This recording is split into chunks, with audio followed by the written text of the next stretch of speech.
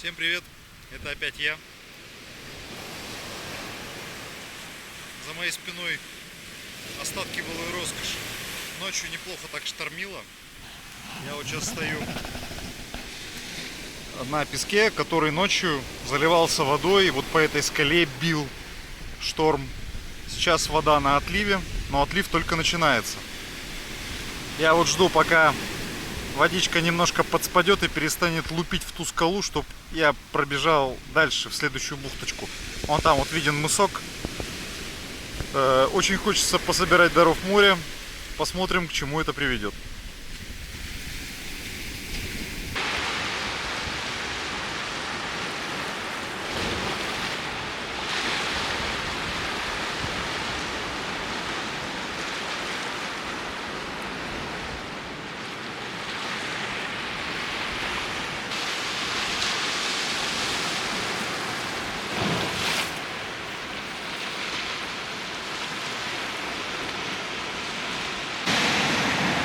А вот и морской ежик.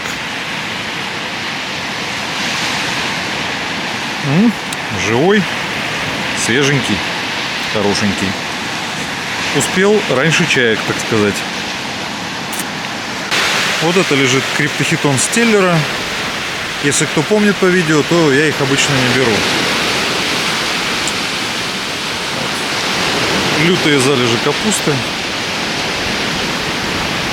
И чаечки вдалеке.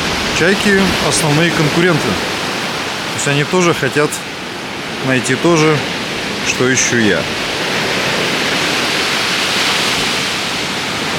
О! Так.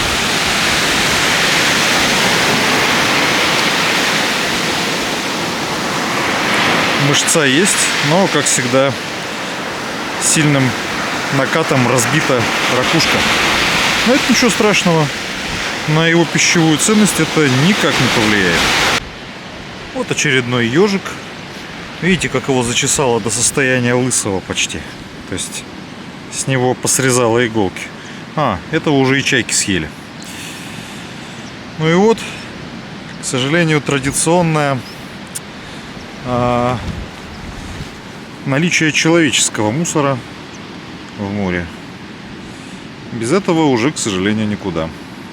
Человеческий мусор везде. Вот в этом месте волна вообще лупит все морепродукты, облитые камни. Поэтому, по идее, вот здесь вот от этого гребешка вообще не должно было ничего остаться. Но он лежит, вроде как даже живой. Ну-ка. Оп. Гоп. Да, смотришь ты. Даже его толком не побило. Ничего себе. И живой. А вот этого гаврика видно издалека. Красавчик. Лежит себе такой. Ну, возможно, уже подуснул, скорее всего. Но достаточно еще свежий. Сейчас раннее утро. Я думаю, он не успел хоть как-то попортиться. Хотя, не знаете, мышцы еще реагируют на сдавливание. Заснул, но не до конца. А вот еще одна жертва шторма. Ее я не собирать, не есть не собираюсь. Ну, пропавшая, кстати, уже давно, помимо прочего. Это морская свинья. Морское млекопитающее. Очень похоже на дельфина, только сами видите, рыльце не такое, как у дельфина, не вытянутое, а такое, я бы сказал, тупое. Я бы поближе прям подошел, но запах такой. Какие зубища. Она рыбоядная. Часто их вижу в море большими стаями. Собираю уже минут где-то 30. Улов пока весьма кислый. Кстати, вот в кадре зелененькая ведерко. К сожалению, желтая ведерко приказала долго жить. Нашел еще несколько мидий. Вот одна мидия, сами видите, вот почти полностью помещается в ладони. Остальные так себе. Ну, знаете, если запихать все это дело в суп, может получиться очень даже неплохо. Те, кто смотрел мои крабовые видео, помнят моих извечных врагов. Это бокоплавы. Маленькие такие, ну типа креветочек. Вон они сейчас лопают гребешок. То есть они мне не дают покоя ни зимой, ни летом. Этого гребешка успели объесть примерно на 1/3. Это вот их какую-то родню продают засушенную, как аквариумный корм. Этого гребешка я, конечно же, отдам им. Тем более тут намечается отлив. Видите, как море отступило, обнажилась большая отливная полка. Есть где разгуляться. Даже кораблик вдалеке. Я еще гулял около 40 минут, но ничего, кроме вот этих вот самых устричек, найти не смог. Устрички небольшие, прям я бы сказал, такие карликовые. Но что есть, то есть. Будет тоже добавочка. А время уже скоро обед, пора и домой ехать. Уже на обратном пути к машине, ну фактически уже уходил. Увидал. Пошла уже приливная вода.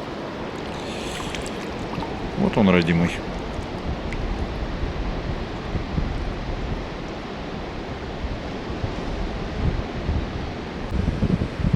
Не успел я еще вот этого гребешка донести до берега, как он в воде уже светлое пятнышко.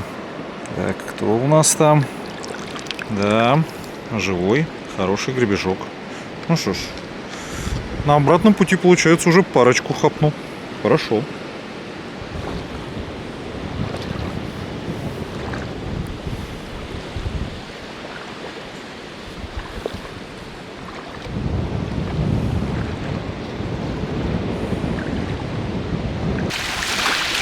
Выходит так, что зря я плакался.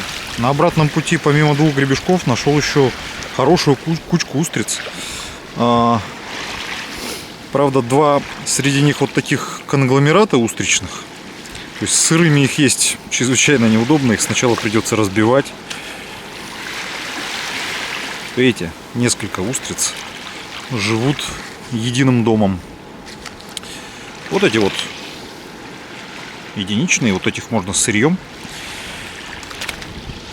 А вот этих придется в кастрюльке сначала слегка подваривать, чтобы открылись, а потом уже подваренных вытряхивать. Меняем местоположение. Это микрорынок Янтарь в Южно-Сахалинске. Тут довольно неплохая погода. Южно-Сахалинск все-таки в долине. Это не берег моря.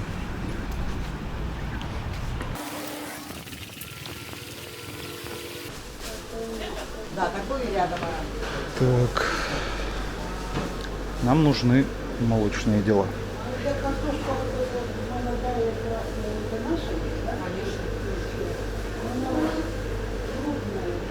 Или в соседний. Местная говядина. В соседний зайдем посмотрим.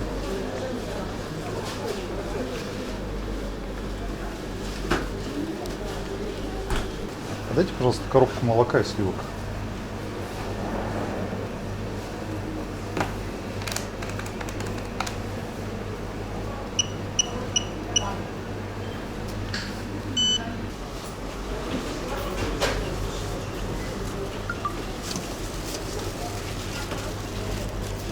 Вы скажите, чизбургер нет вот такого же?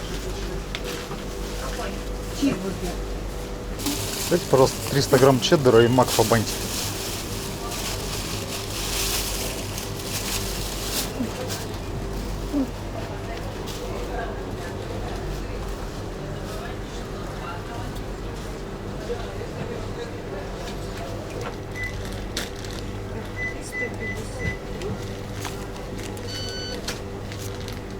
Вот мой итоговый сбор. Собрано, не сказать, что много, но с другой стороны и немало. Этого вполне хватит, чтобы прекрасно пообедать, может даже еще и больше чуть будет. На обратном пути я все это вез в ведре с водой, поэтому все вот это добро приехало в бодрости. Устрицы сейчас немножко обварю, чтобы они открылись, и я их мог выколупать. А вот это все, ну, кроме мидий, конечно, почищу ножом. Интересный тут курьез. Я чищу гребешок, вот мышцы кладу в тарелку, а мантии и гонады сразу в емкость для блендера. И вот смотрите, какая тут изнутри раковина. Вот это вот очень похоже на попытки сделать что-то типа жемчуга, только он какой-то с перламутром не вышло и все получилось черным. А вот он внутри как выкипают устрицы. Вот он внутри какие полости создает у себя. Странно, это из-за чего? Прям с грязью. Наконец-то я дочистил все морепродукты. На самом деле блюдо само быстрое, но вот чистить морепродукты довольно муторно и долго. В поджаренный на сливочном масле лук кладем морепродукты. Здесь у нас устрицы, гребешки и совсем чуть-чуть мидий. Во все это дело, вот здесь 200-граммовая коробочка сливок, нам нужно половину.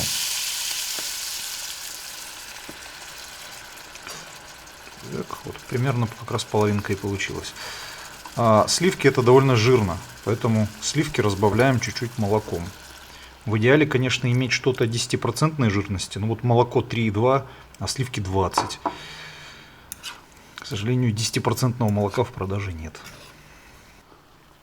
С момента закладки морепродуктов прошла минута, может полторы. Я, пока вы отвернулись, успел посолить и поперчить. Теперь нужно добавить сваренных до полуготовности макарон. Я использую бантики. Они нравятся моим детям по виду. И мне самому тоже нравится. И все как следует перемешать. Из зелени очень хорошо к этому блюду идет только петрушка. Вся остальная зелень так себе. И все тщательно перемешать. Готовить макароны до полуготовности важно, чтобы макароны хорошо впитывали в себя соус. Если макароны уже будут готовые, то они очень плохо впитают соус. Вот такая ерунда. Вот какой вид имеет уже готовое блюдо, законченное. Сверху я его присыпал тертым чеддером. Кто-то для этих дел предпочитает пармезан. Я вот как-то мне чеддер больше по душе.